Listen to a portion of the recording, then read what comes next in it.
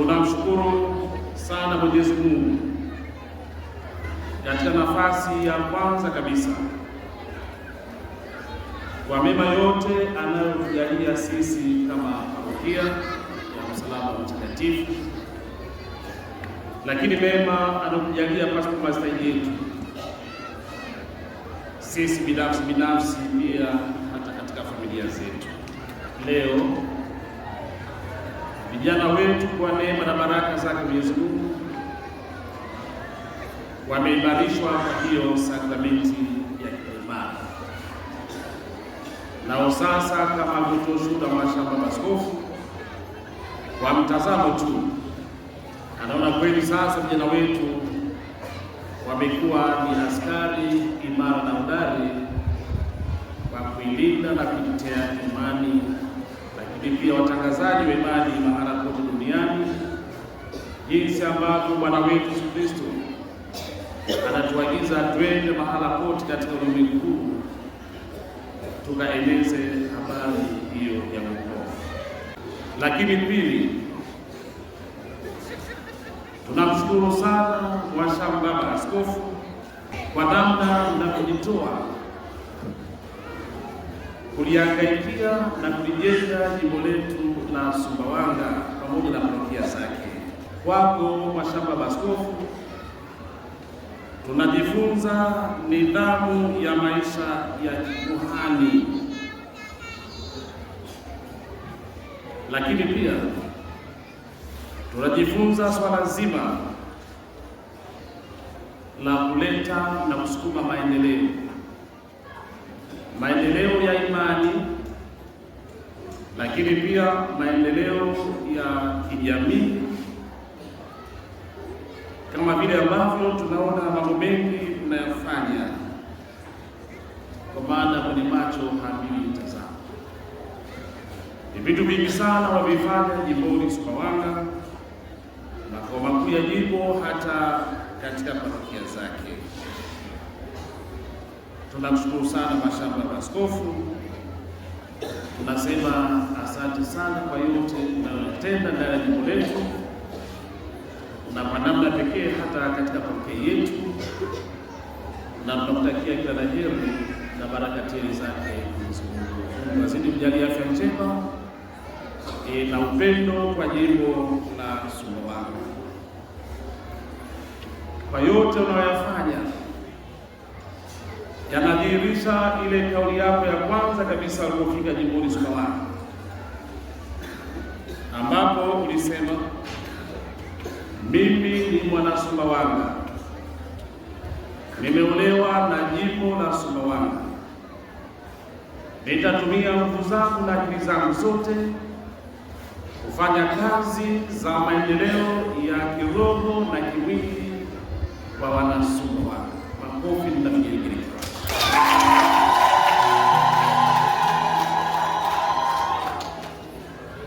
Tunakushukuru sana Mhashamu kwa yote ambayo unatekeleza, si kwa maneno tu, bali pia kwa matendo. Na siku ya leo tunakushukuru kwa namna ya pekee kwa kuwapa hawa vijana wetu sakramenti hiyo ya kipaimara. Tumewathibitisha, wamethibitika, na kweli sasa watatumwa na wakiwa kifua mbele watakwenda kuifanya kazi hiyo ya Mungu wakiongozwa na Mungu Roho Mtakatifu kwa hayo mapaji 7 waliojaliwa kupitia sakramenti hii. Tunapompongeza Mhashamu Askofu, tunapongeza nanyi wana kipaimara, tunapongeza na wazazi na walezi wenu, tunapongeza pia wanafunzi wenu. Baba Padre Twamba, asante, umefanya kazi kubwa ya kuwanoa vijana hawa. Mheshimiwa makatekista Vigamboni huko tena hapa parokiani imefanya kazi kubwa ya kuwanoa hawa vijana, na sasa wapo timamu kwenda kuifanya kazi ya Mwenyezi Mungu. Tunapowasema haya, ndugu zangu, yakumbukeni niliyosema Dominika iliyopita kwamba vijana katika umri huu ndiyo nafasi yao nzuri ya kuendelea kupokea hizi sakramenti: batizo, Ekaristi Takatifu kwa maana ya kwanza, na tena kipa imani. Mtoto mleavyo ndivyo kwavyo. Ukimlea katika misingi hiyo, atakuwa akimjua Mungu, atakuwa na hiyo hofu ya Mungu. Hata mahala popote atakapokuwapo, atakumbuka huu msingi bora na imara ambao wewe mzazi umetupatia mtoto wako, na ndiyo kutimiza kazi ya wazazi na walezi, kuwafundisha kumjua Mungu, kuwafundisha kuwapenda binadamu wenzao, kuwafundisha kujitoa sadaka kwa mustakabali wa ustawi wa imani yao, ustawi wa kanisa na maisha yao yote mazima. Tuombe wazazi ambao kidogo mnalegea katika kutimiza huu wajibu wenu, mgutuke, mwamke, muone kwamba tunapoacha watoto hawa na hivi wanakwenda huko mbeleni, wanakwenda sasa kutoka katika himaya yenu. Yale malezi ya moja kwa moja ya mzazi yanakwenda sasa kupotea. Anatoka, anakwenda huko, sasa anakwenda shule ya mbali, anakwenda katika vyuo, anakwenda tafuta maisha sehemu mbalimbali, anatoka katika himaya. Kama ukumpatia msingi mzuri huko, hawezi kuwa balozi mzuri kwanza wa familia yako, lakini hawezi kuwa balozi mzuri wa imani, hawezi kuwa balozi mzuri katika uadilifu, hawezi kuwa balozi mzuri katika mambo na maisha yote mema yanayoipendeza jamii ambao atakwenda kuishi. Wanakuwa na mambo mengi sana vijana katika umri huo. Washa baba askofu amesema kati wa ujana ni maji ya moto. Ujana ni maji ya moto. Mtoto kama hajapata misingi mizuri wakati ujana anapotea.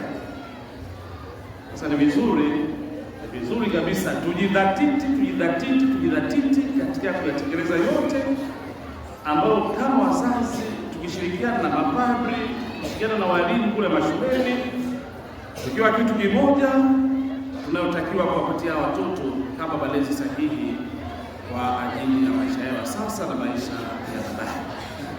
Kupewa watoto sakramenti ya kipaimara ni mawazo ya washama askofu katika baraza lao. Walitazama, walipembua, wakaiona hiyo hatari ya mbele, wakasema ni vizuri watoto wetu wapate sakramenti hizi za kuwaingiza katika Ukristo na kupata ukomavu katika Kristo wakiwa bado shule ya msingi.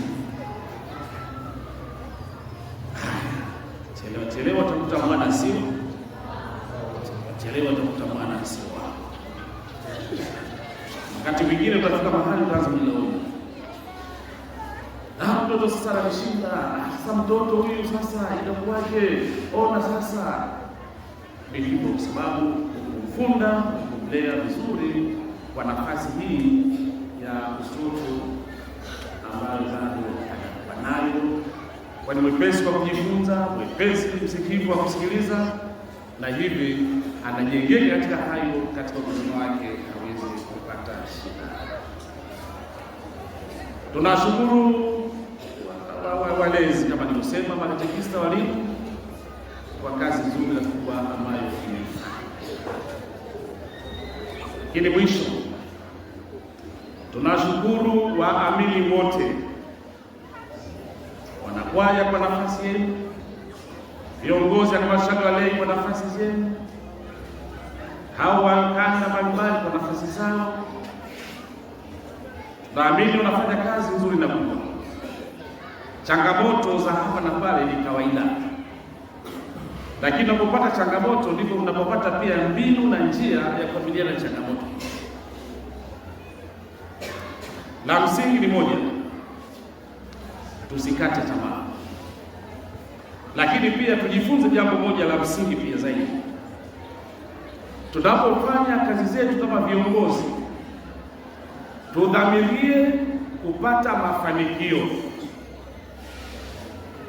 Dhamiria kupata mafanikio, dhamiria juu. Usidhamirie kujishusha kama huyu mtu mwingine aliyeshindwa. Kufanya hivyo ni kukosa dira katika uongozi wako. Yaani ni kiongozi kimsingi ambaye hautambui unalipeleka wapi kundi hili ambalo umedhaminiwa wakati kuliongoza. Ukianza kulishawishi, ukianza kulielekeza, mbona sisi na sisi tujifelishe kama walivyofeli watu wengine, si sawa. Na sisi tufanane na hawa wengine walioshindwa, si sawa. Bora hawa walioshindwa wajifananishe na sisi ambao tumefaulu, ili kwa namna tunavyotenda tuwe msaada wa kuinua hawa wengine, nao watende kama tunavyotenda, mwisho tupate mafanikio na kufikia malengo yetu.